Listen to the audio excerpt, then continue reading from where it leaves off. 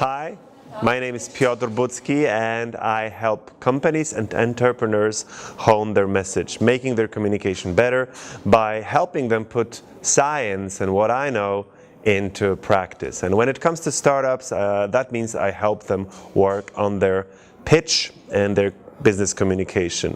And that's the most rewarding job I could think of, even though my road to get there was kind of an interesting one. I graduated first from the architecture, then I went into the drama and acting school, then I went into the marketing and communication department, and then I finally found psychology, the cognitive psychology and the neurosciences that give me the scientific base to actually know what to do and how to perpetuate the communication and how to help startups. The only difficult thing is how to put sometimes the science into practice, but working with people around the world helped me understand that this is a very rewarding process. And here I am now in Slovenia, invited by the amazing ABC Accelerator, who helped me work with the second batch of startups.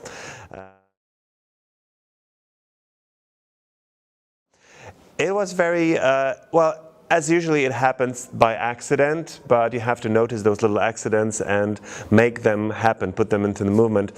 So when I was working with Wolf Summit in Poland, I've met Jakub from the Accelerator, who came there to look for the opportunities for the Slovenian startups. And we chat a little bit, and then he got back to me and we've talked, and I offered that I could actually review the demo day of the first batch of Slovenian startups. And that was an amazing experience because I've realized, oh, those are the guys that know that working on their pitch is important. Not essential only, but very important. And the first batch proved that, okay, this is an interesting group of people that I would really like to work with. So I wrote a blog post reviewing this, and then I sent them some additional feedback, and then we met on another edition of Wolf Summit, and then Jakub thought that maybe it would be possible for me to work with the second batch of startups, and I accepted this invitation gladly. I was very much interested in the environment here and in the startup ecosystem in Slovenia, because what I find amazing is how smaller European countries with smaller internal market, can make it really big on the scene, not on the European but the global scene. And I think that this is the most interesting difference between the Slovenian and the Polish startups, where Slovenians, just like Estonians, they instantly have to think about going global. There is no question of starting and scaling very slowly in Slovenia because the market is just too small, obviously. And in Poland, so many startups just still think, okay, we have a 38 million people market, let's start there. And very often they start there and they stop there. And that's why I very much admire the approach and the business model of what you guys in Slovenia are doing. I guess in Slovenia, as in many other European and, well, world countries around the world, startup has become such a buzzword that everyone is sort of wants to become a startup. And that means it can create a sort of a bubble. I have not noticed that in the startups in this accelerator, they all have a very good potential. But where I work with startups in Poland, for example, I very often notice that, oh no, this is just not enough. The idea is not enough. You have to realize that being a startup is actually about being an entrepreneur, and at the end of the day, if the startup sells their product or service, they survive. If they don't, they don't. And no matter how much money is invested in them, no matter how many mentors they got on board, if they don't sell, they fail. They fail to provide their business model. So I think that this in the next few years we will see the sort of a process of eliminating the clutter of too many startups, and only the strongest will survive. But I can see from my experience working with Slovenian startups that the startups that work with ABC Accelerator are already sort of free of that clutter, and both the first and the second batch proved that there are some startups with good potential. What I very much like about it is how in deep you think about the business model and how people here are not afraid to pivot their business model.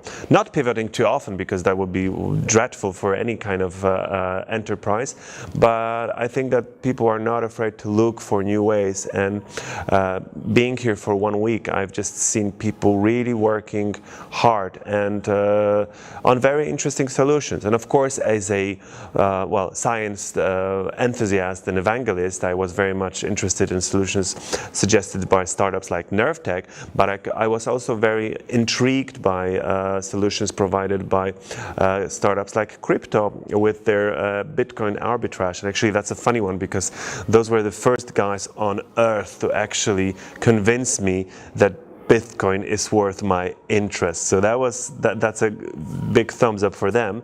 And other consumer products also. But what I really think they need to understand is that when they sell their idea, when pitching, they really need to believe that what they are doing is important. Without that conviction, without that passion in their eyes, their pitches, their communication becomes too, I would say, too kind, like too gentle. It has to be stronger. So we worked on it on one-on-one sessions and with workshops. But the main difference I see between Slovenian startups and Polish startups that I work with is how they really focus on delivering the message for the demo day and pitching. By the way, you have at ABC Accelerator, you have one of the most amazing pitching coaches that I had a chance to work with, also Philip, and I think that was just mind-blowing. And of course I was very happy to work with him because I agreed on everything with him, but that's just another story. Yes, you are lucky here, and I keep my fingers crossed, and I'm really looking forward to another batch of startups, but I will also keep an eye on the startups that were on the first batch, because from there I have spotted my eye on some interesting startups. Plus you have Eurosender, one Slovenian startup that is making their value proposition really interesting for the whole world. So I guess it's nice. Well, very often I find myself that I'm not really qualified to give everyone advice, especially given the fact that they are the ones who know their business well, and they should know their business well. But the one advice that I should give to them is like, listen to the feedback, but always filter the feedback. But work hard, because at the end of the day, it's their responsibility to deliver the message. And don't be afraid to make difficult decisions. And I say it because I was afraid at the time when I was having my own startups, afraid of the difficult decisions. And those difficult decisions especially were personal decisions. For example, I really liked working with somebody, so I ceased to understand that they were not the right person for the job. So it is a hard work. You have to make fast and quick decisions. Don't wait for others to make decisions. So when you're looking for investment, don't beg for investment. Don't go after the investors. If they want to invest, they will invest. If they don't, they will just go around in circles and take your time, and you will end up with nothing. So be careful with those investors.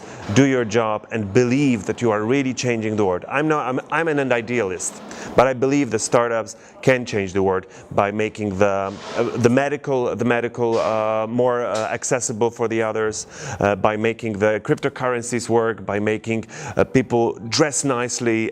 These are the things that are changing the world, and the more they believe that they're actually doing something big here is important. This is my advice. Believe in yourself. Thank you. That's a wrap, everybody. Thank you. Okay.